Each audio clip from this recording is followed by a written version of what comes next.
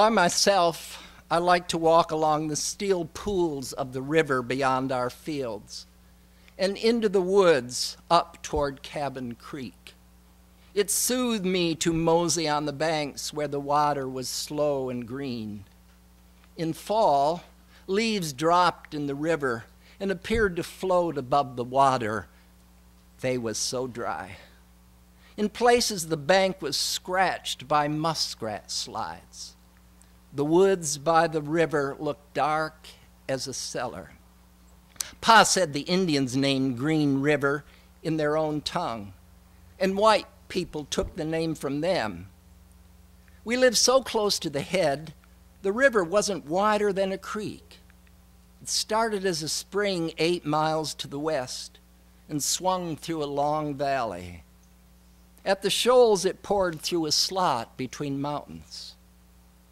Pa said the river run almost 100 miles to the east. He said it ran fast through Green River Cove as it dropped out of the mountains into flat country. He said his great-great-grandpa had fought at Cowpens and King Mountain, lived on Green River, down there where it ran into Broad River. When that end of the river was settled, there was still Indians in the mountain. Sometimes I would sit by the river and watch the water.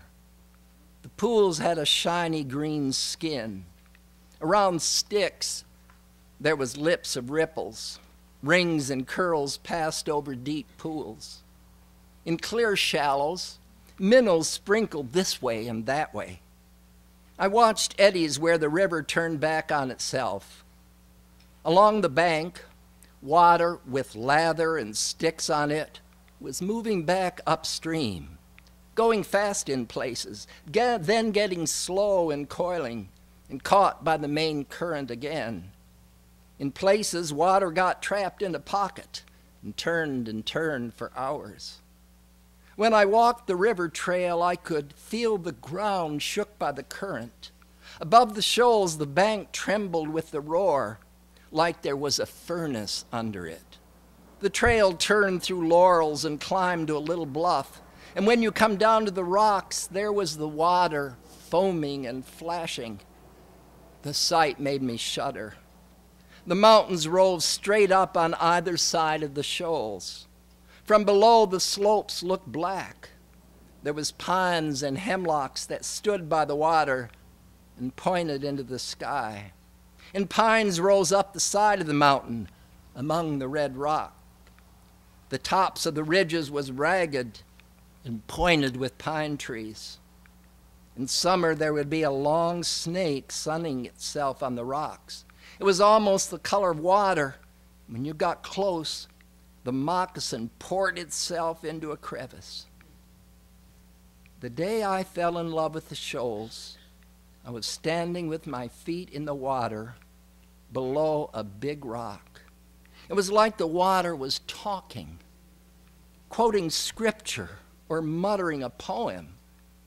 The river pulled at my feet, heavy and powerful. The surface appeared to sort and resort a puzzle, scattering pieces and gathering them again. But I was looking at the tall hemlocks pointing straight up the side of the mountain. I looked through the tops of the lower trees toward the pines further up, right to those on top of the ridge. And then I saw a cloud moving. It was just a little cloud in the clear sky, but white as snow. And it was like I was standing and looking right up the ladder of trees into heaven.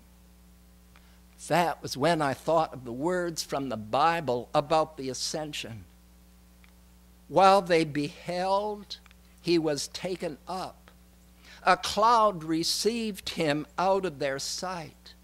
And when they looked steadfastly toward heaven as he went up, behold, 2 men stood by in white apparel, which said, Ye men of Galilee, why stand ye gazing up into heaven?